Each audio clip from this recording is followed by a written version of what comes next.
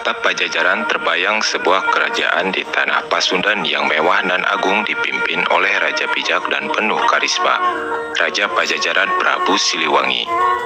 Sang Prabu yang dikenal sakti mandraguna juga arif dan bijaksana ini tak hanya memiliki bala tentara yang sangat kuat, ternyata juga memiliki banyak pasukan dari bangsa gaib. Salah satu dari pasukan gaib yang populer hingga saat ini yaitu pasukan gaib Maung Bodas atau Macan Putih. Siapa yang tidak tahu ketika kita bicara Prabu Siliwangi sudah pasti akan selalu melekat dengan sosok Macan Putih. Oleh karena itulah kita sering menemukan banyak gambar maupun lukisan di mana seekor macan putih yang selalu berada di sekitar Prabu Siliwangi.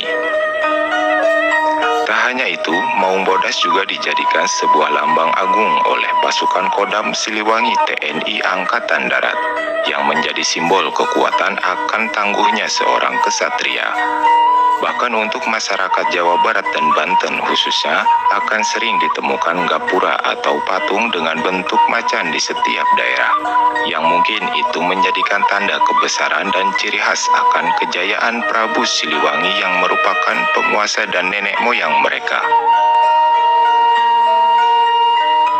Hadirnya Maung Bodas sebagai khodam pendamping Prabu Siliwangi memang sudah menjadi perbincangan masyarakat khususnya di tanah Pasundan sejak dahulu kala. Kekuatan dan karisma khodam tersebut sangat mencuri perhatian bagi mereka para pecinta ilmu supranatural. Sampai-sampai tak sedikit dari mereka yang berburu makhluk tersebut untuk dijadikan khodam pendampingnya. Namun siapa sangka, makhluk halus berwujud macan putih itu bukanlah didapat dari hadiah ataupun adanya hubungan pertemanan antara Prabu Siliwangi dengan macan putih. Ternyata keberadaan macan putih tersebut didapatkan usai sang Prabu menaklukkannya dalam satu pertempuran sengit di antara mereka.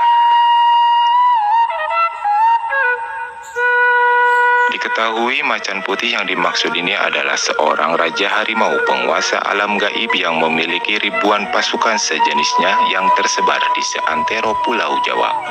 Oleh karenanya dipercaya jika Prabu Siliwangi mampu menguasai semua kekuatan gaib yang berwujud harimau atau raja dari penguasa harimau gaib setanah Jawa. Menurut cerita rakyat yang sudah melekat secara turun-temurun, kisah awal mula Prabu Siliwangi memiliki pendamping harimau putih ini bermula ketika Prabu Siliwangi sedang melakukan sebuah pengembaraan, yang kala itu beliau belum menjadi penguasa Pajajaran.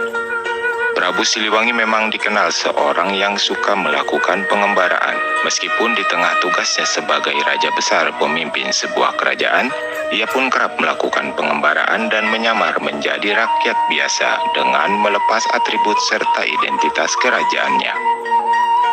Sang Prabu melakukan pengembaraan dengan tujuan turun langsung untuk melihat keadaan rakyat dan menguasai keadaan pertahanan wilayah kekuasaan kerajaan, serta untuk melakukan tapa brata dan olah ilmu kanuragan. Dalam sebuah pengembaraannya, di tengah perjalanan beliau yang hendak beristirahat guna untuk melepas lelah seusai melakukan perjalanan, Prabu Siliwangi beristirahat di kaki Gunung Cermai, tepatnya di Curug Sawer, wilayah Majalengka, Jawa Barat sekarang.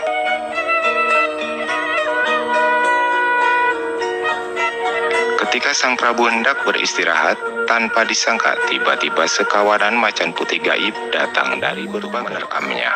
Yang sebelumnya macan-macan tersebut tidak mengetahui bahwa orang yang mereka hadang itu ialah Prabu Siliwangi. Prabu Siliwangi yang saat itu hanya seorang diri dan tanpa senjata, diserang oleh para pasukan gaib macan putih tersebut.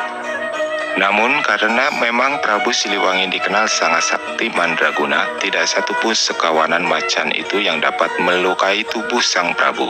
Akan tetapi sebaliknya, satu persatu dari sekawanan macan putih itu terkena serangan balik dari Prabu Siliwangi. Banyak dari mereka yang tersungkur dan terluka parah akibat dari hebatnya serangan sang Prabu. Dari sekian banyak pasukan gaib macan putih itu kalah oleh Prabu Siliwangi. Lalu kemudian tibalah saatnya giliran sang raja pemimpin dari pasukan gaib macan putih itu bertarung dengan sang Prabu. Berbeda dengan pasukan macan lainnya, sang raja macan gaib ini jauh lebih kuat. Sang Prabu pun hampir kewalahan menghadapinya. Pertempuran keduanya terjadi begitu dahsyat, jual beli serangan di antara mereka pun tak terelakkan.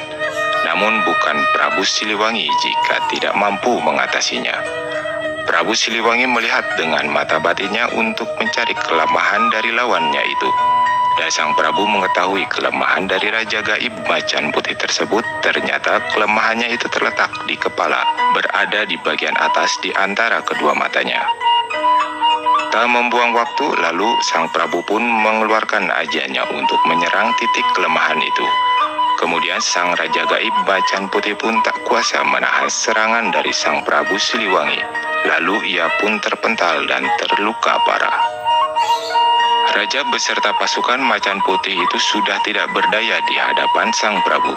Lalu mereka pun mengaku kalah dan meminta kepada Sang Prabu untuk mau menjadi tuan dari mereka.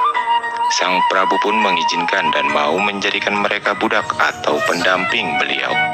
Sejak saat itulah Raja Macan Putih dan seluruh pasukannya mengabdikan diri dan bersedia membantu Prabu Siliwangi dimanapun berada dengan taruhan nyawa mereka.